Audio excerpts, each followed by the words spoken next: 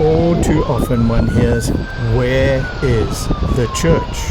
And this always at times of crisis, or the need for humanitarian relief, perhaps, or helping to heal the wounded during times of disaster. So, just how exactly do churches respond?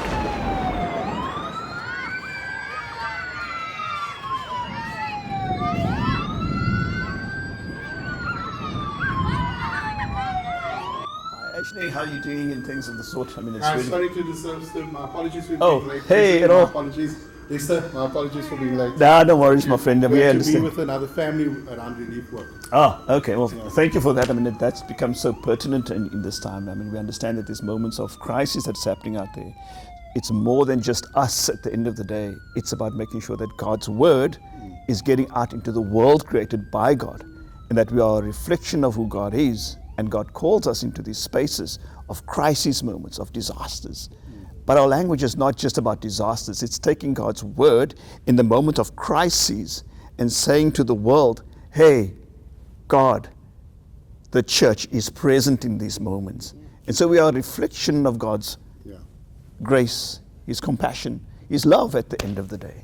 You know, and I think that's really what drives us at the end of the day, to know that people such as Caritas, the Bay, Siakula, present, the likes of Vaughan and the guys, all being present around a trusted band of brothers and sisters kind of thing, you know what I mean? And to even just bring something along such as our little food packs in itself. So these are moments, and what's great about these, it's see-through. Yes. People can see what there is, but it adds value, and that there is dignity to it at the end of the day. I think that's what drives our hearts at the end of the day, that we become this moment of a God who is filled with compassion to His people. And I just love, and I thank you guys for the fact that you are participating fully within your realms in itself. So thank you for all of that, what you guys are doing at the end of the day. Even just providing things such as bottled water, you know, that I bring the bottled water, you bring the baby cereal, and we marry that together. And it's simplified, but it gives dignity at the end of the day, filled with God's love. And that's what I want to get out to the message in itself, to say that when the world is asking, where is the church in the midst of crises, we can happily and gratefully put up our hand and say, hey, the church is present. We may not come with our ministerial collars, but it's an every member ministry that we're about. It's not just about the 1% who's preaching. It's the 99% who's sitting in the pulpit, in the congregation, who becomes the hands and feet of Christ in the moment of crisis, which now becomes a missional opportunity to us.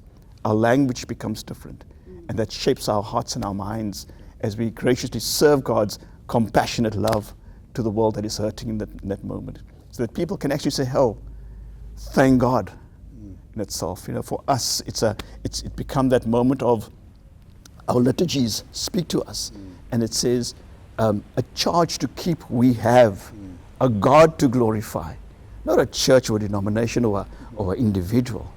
It's God that gets the glory at the end of the day. That's our hearts, and I thank you for your hearts, guys, in this moment.